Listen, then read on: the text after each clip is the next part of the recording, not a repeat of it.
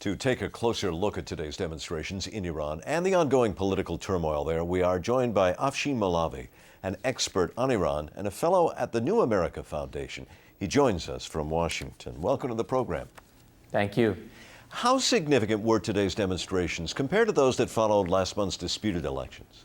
Well, I think these were significant, Martin, because today was the 40th day after the killing of Neda Agha-Soltan. You recall the woman who was shot. She became kind of a global iconic symbol of Iran's peaceful protesters and the brutality with which they were met. And so it was significant religiously because 40 days after a death in Shia Islam is known as the Arba'in, and mourning ceremonies take place. But I think it was also significant just because it took place. And it shows that the protests are continuing despite the enormous brutality that is being meted out against the Iranian people. So I think that has enormous significance as well. Do you think that these anti-government protests are likely to continue, perhaps even intensify?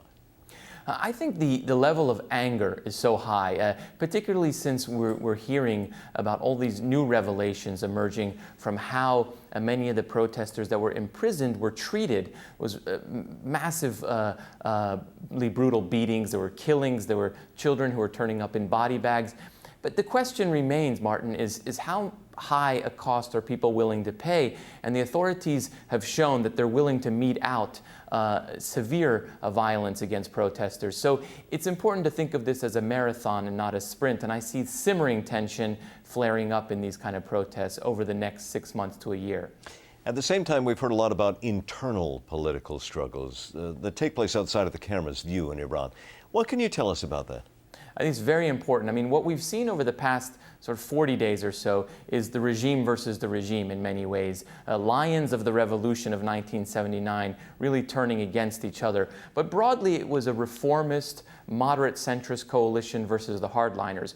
But what's interesting this week, Martin, is that Mahmoud Ahmadinejad had a very bad week. He appointed someone to be a vice president. The supreme leader, Ayatollah Ali Khamenei, repudiated him. He had to step down from that. And then he appointed that same person to be his chief of staff.